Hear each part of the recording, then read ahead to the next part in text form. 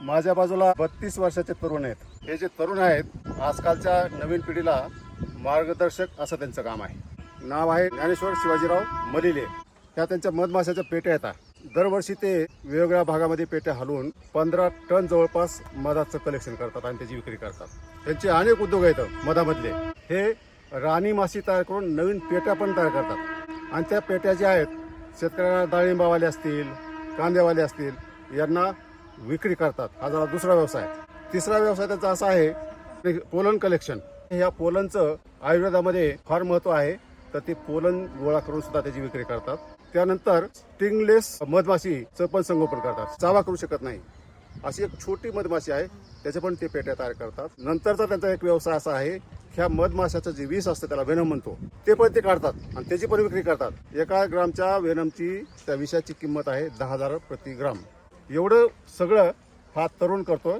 तर आजच्या व्हिडिओमध्ये आपण राणी माशी कशी तयार केली जाते, राणी माशी तयार झाल्यानंतर त्याच्या ज्या पेट्या आहेत हे बागायतदार आहेत म्हणजे पॉलिनेशनसाठी ह्या पेट्या दरवर्षी विकत घेतात, त्याचीच माहिती आपण आजच्या व्हिडिओमध्ये घेणार आहोत. नमस्कार, मी डॉक्टर तुकाराम मोठे, सेवानिवृत्त कृषी सहसंचालक डॉक्टर तुकाराम मोठे या यूट्यूब चॅनलवर मी आपल्या सर्वांचं स्वागत करत आहे. तू दरवर्षी राणी माशी स्वतःच तयार करतो, त्यानंतर त्याच्या पेट्या तयार करतो आणि शेतकऱ्याला विकतो. तुझं शिक्षण BCom काहीतरी झालेलं आहे, म्हणजे टेक्निकल फील्डमधलं नाही. मग तू एवढं मधमाशामधलं ज्ञान कुठून घेतलं तू हे एवढं? मी 2016ला पुण्याला ट्रेनिंग घेतली होती CBRT. म्हणजे स्टार्टिंग पॉईंट तुमचं 2016 पुण्याला, हा पुण्याला बर. 2016ला मधमाशी पालनाचं ट्रेनिंग घेतलेलं होतं. तर त्यावेळेस मला सुरुवातीला एक 5 दिवसाच्या ट्रेनिंगमध्ये फक्त मधमाशी पालन करतात एवढं माहीत होतं. मग नंतर मी 25 पेट्यापासून सुरुवात केली. तर आत्ताच्या घडीला 1,500 ते 2,000 पेटी आपली स्वतःची वैयक्तिक पेटी आहे. 25 पेट्यापासून मी शेतकऱ्यांना पॉलिनेशनसाठी पेट्या देण्याचा व्यवसाय सुरुवात केला. मला शेतकऱ्यांना मधमाशी ही किती गरजेची आहे का आल्यानंतर मी ह्या पेट्या वाढवायचं काम केलं. कारण की मेन ह्याच्यामध्ये राणी माशी आहे. तर राणी माशी वाढवून पेट्या वाढवायचं काम आता आम्ही करतो. एका पेटीपासून वर्षाला कमीत कमी 2 ते 3 पेट्या डिव्हिजन करून आम्ही पेट्या वाढवायचं काम करतो. काय किंमत वरती पेटीची? पेट्याची किंमत आहे 4,500 रुपयाला आम्ही शेतकऱ्यांना पोच करतो त्यांच्या शेतात. कोणते शेतकरी इथे बरं आणि कुठे कुठे विकता? सांगोला, आटपाडी, जत, जुनोनी ह्या भागामध्ये डाळिंबाला पेट्या देतो. इकडं पश्चिम महाराष्ट्रात इंदापूर, टेंभुर्णी, म्हाडा, पंढरपूर ह्या भागात, आणि इकडं श्रीगोंदा, नगर, नेवासा आणि मालेगाव, सातमाना या भागामध्ये पण आम्ही पेट्या देतो. भाडे तत्वावर आम्ही पेट्या का देत नाहीत, कारण की शेतकऱ्यांना डाळिंबाची सेटिंग 1.5 ते 2 महिने पण होत नाही काही शेतकऱ्यांची, त्यामुळे आम्ही विक्री करतो. म्हणजे तुमचा जो डाळिंबाचा सगळा पट्टा आहे तो तुम्ही सगळा कव्हर केला? कव्हर. महाराष्ट्राचा 50 ते 60% डाळिंबाचा जो शेतकऱ्यांना पेट्या लागतात तो आम्ही लातूर मधुशाळेने आम्ही कव्हर केलेला आहे. त्याला काय पेट्या ठेवावं लागतं, कसं ठेवतात? डाळिंबामध्ये नर आणि मादी हे वेगळं फुल आहे. तर त्या फुलाचं सेटिंग होण्यासाठी किंवा क्रॉस पॉलिनेशनसाठी मधमाशी पेटी लागते. जर आपण डाळिंबाला पेटी नाही ठेवली तर आपल्याला डाळिंब बघायला भेटणार नाही. कारण की डाळिंबाची सेटिंग ही एवढी अवघड आहे. जर मधमाशी ठेवली तर एवढी सोपी आहे, तर नाही ठेवली तर शक्यच नाही. डाळिंब येणं शक्य नाही किंवा आपल्याला डाळिंब बघायला सुद्धा महाराष्ट्रात भेटणार नाही. तर आम्ही प्रत्येक शेतकऱ्यांना पोच करायचं काम करतो. पराग सिंचनासाठी जे क्रॉस पॉलिनेटेड पिकं असतात त्यांना पराग सिंचन मधमाशीशिवाय किंवा कीटकाशिवाय होत नाही.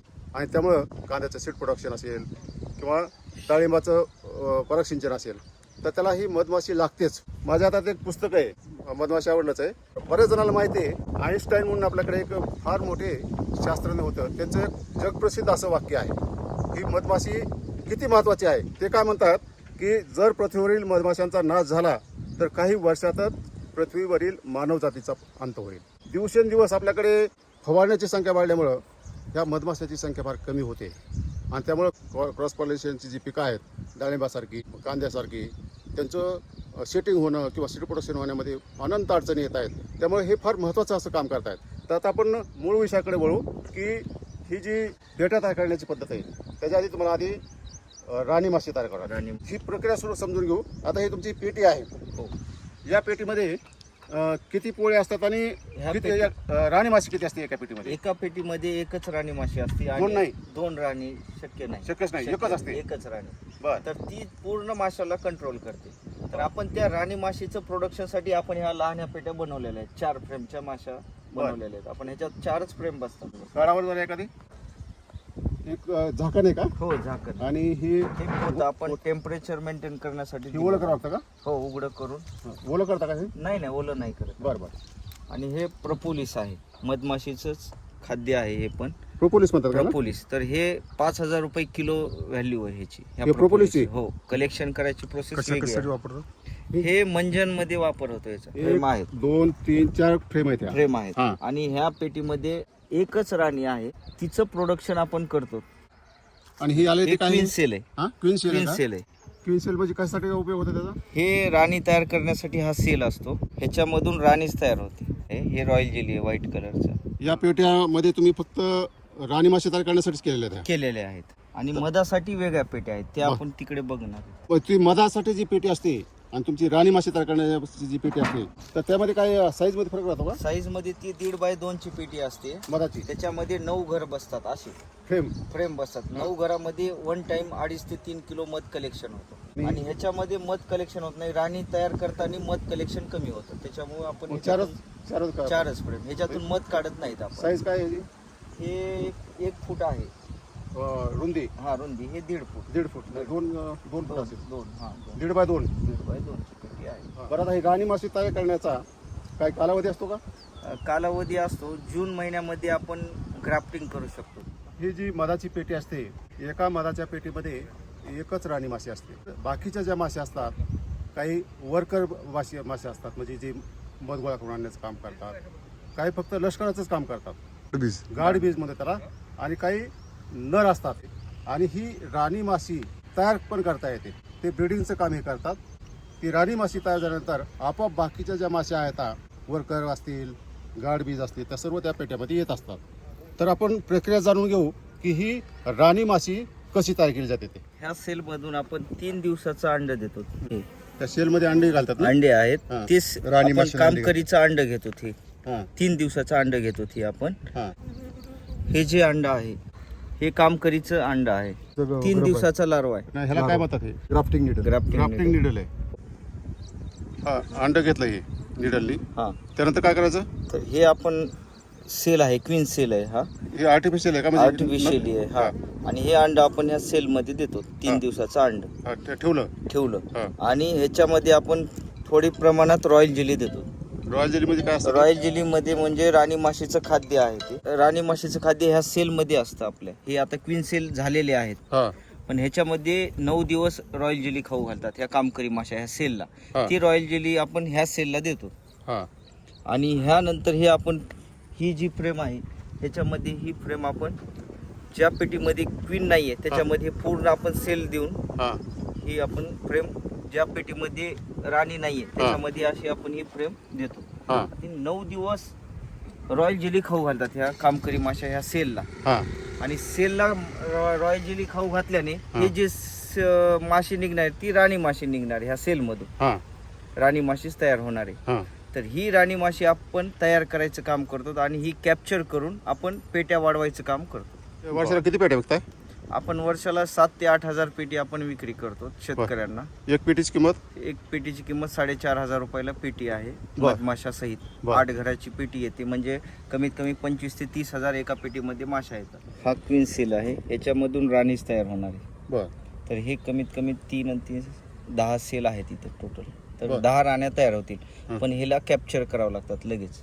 कसं करता? काय तर प्रक्रिया? आपण ह्याला एक पिंजरा लावतो. पिंजरा. पिंजरा लावतो, त्याच्यामध्ये राणी येते आणि हं. ती राणी आपण दुसऱ्या पेटीमध्ये बाळ देतो. जे मधमाशाचं संगोपन करतात, ते राणी माशी तयार करण्याचं शास्त्र त्यांनी विकसित केलेलं आहे, म्हणजे अवगत केलेलं आहे.